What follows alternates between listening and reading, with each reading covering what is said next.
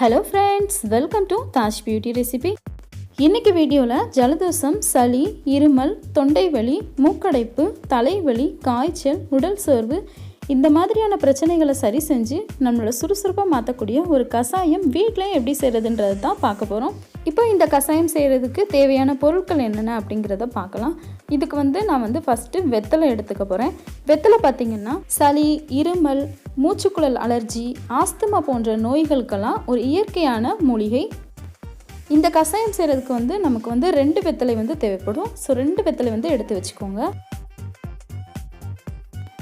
அடுத்ததாக இந்த கசாயத்துக்கு நம்ம அரத்தை சேர்த்துக்க போகிறோம். இது சித்தரத்தை அப்படின்னு சொல்லுவாங்க.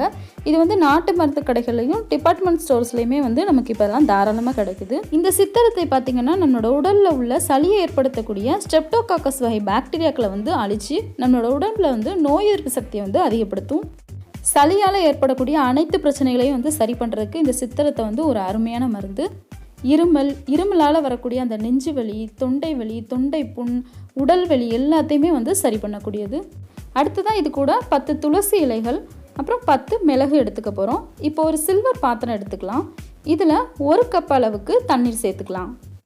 1 கப் தண்ணீர் எடுத்துக்கிட்டோம் அப்படின்னா 1/2 கப் அளவுக்கு கசாயம் வரும். ஒரு நபர் குடிக்கிறதுக்கு இந்த அளவு போதுமாக இருக்கும். இப்போ நம்ம வெத்தலை 2 வெத்தலை எடுத்துக்கலாம். இதோட காம்பை கிள்ளி போட்டுட்டு நம்மளோட கையாலேயே நம்ம வெத்தலையை கட் பண்ணி போட்டுக்கலாம். அடுத்ததாக இதில் நம்ம எடுத்து வச்சிருக்கிற 10 துளசி இலைகளை இது கூட சேர்த்துக்கலாம். துளசியும் சளியை போக்குறதுக்கு ரொம்ப ரொம்ப முக்கியமானது. கஷாயத்தில் சேர்க்கறதுக்கு முன்னாடி வெத்தலையும் துளசி இலைகளையும் ஒரு தடவைக்கு 2 தடவை நல்லா வாஷ் பண்ணிவிட்டு சேர்த்துக்கோங்க. அடுத்ததாக இது கூட நம்ம சித்தரத்தை சேர்த்துக்க போகிறோம். அதுக்கு ஒரு துண்டு சித்தரத்தை எடுத்து நல்லா தட்டிட்டு சேர்த்துக்கோங்க. இப்போ அடுத்ததான் இது கூட ஒரு 10 மிளகு எடுத்து அதை பவுடர் பண்ணி இது கூட சேர்த்துக்கலாம். நம்ம எப்போ கஷாயம் பண்ணுறோமோ அப்போ தான் மிளகை ஃப்ரெஷ்ஷாக பவுடர் பண்ணி சேர்த்துக்கணும். இப்போ கஷாயத்தை நம்ம ஸ்டவ்வில் வச்சு நல்லா ஒரு 10 நிமிஷத்துக்கு கொதிக்க விட்டுறலாம்.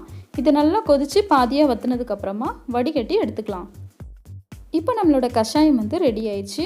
இப்போ இந்த கஷாயத்தை நம்ம எப்படி எடுத்துக்கணும் அப்படின்னு பார்த்தீங்கன்னா, இந்த கஷாயம் குடிச்சிட்டு நம்ம ஒரு 10லேருந்து 30 நிமிஷம் வரைக்கும் ரெஸ்ட் எடுக்கிறதுக்கு கொஞ்சம் டைம் இருக்கிற மாதிரி பார்த்து இந்த கஷாயத்தை நம்ம எடுத்துக்கணும். ரெஸ்ட் எடுக்கிறதுக்கு உங்களுக்கு டைமே இல்லை அப்படின்னா நைட்டு சாப்பிட்டுட்டு ஒரு அரை மணி நேரம் விட்டுட்டு இந்த கஷாயத்தை குடிச்சிட்டு நீங்கள் தூங்க போயிடலாம்.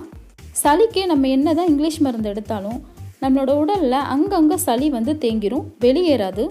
இந்த மாதிரி மூலிகை மருந்துகள், மூலிகை கஷாயங்கள் நம்ம எடுத்துக்கும் போது சளி மலம் வழியாக வெளியேறிடும். இப்போ நம்ம இருக்கக்கூடிய இந்த மாதிரியான ஒரு சூழ்நிலையில் நமக்கு சாதாரணமாக சளி ஏற்பட்டால் கூட அது பெரிய ஒரு பயத்தை நமக்கு ஏற்படுத்தும். ஸோ எல்லோரும் ரொம்ப சேஃபாக இருங்க. இந்த கஷாயம் செய்கிறதுக்கு நான் இன்றைக்கி பெரிய கிளாஸில் 1 கிளாஸ் தண்ணீர் வச்சுருந்தேன். அது கொதித்து 1/2 கிளாஸாக வந்தது. இது பெரியவங்க குடிக்கிறதுக்கான சரியான அளவு. நீங்கள் இந்த கஷாயம் பண்ணுறீங்க அப்படின்னா உங்களோட கிளாஸோட அளவை பொறுத்து தண்ணீரை கூடவோ குறையவோ வச்சுக்கோங்க.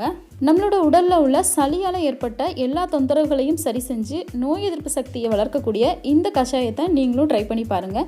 என்னோட இந்த டிப்ஸ் கண்டிப்பாக உங்களுக்கு பயனுள்ளதாக இருக்கும் அப்படின்னு நான் நம்புகிறேன். என்னோட இந்த வீடியோ பிடிச்சிருந்துச்சு அப்படின்னா மறக்காமல் லைக் பண்ணுங்கள். இதில் ஏதாவது டவுட் இருந்துச்சு அப்படின்னா கீழே இருக்கிற கமெண்ட் பாக்ஸில் எனக்கு டெக்ஸ்ட் பண்ணுங்கள், நான் உங்களுக்கு ரிப்ளை பண்ணுறேன். இந்த வீடியோவை உங்களோட ஃப்ரெண்ட்ஸ்க்கும் ஷேர் பண்ணுங்கள். இன்னும் நம்மளோட சேனலை சப்ஸ்கிரைப் பண்ணலாம் அப்படின்னா இப்போ நீங்கள் சப்ஸ்கிரைப் பண்ணிடுங்க. Thank you friends.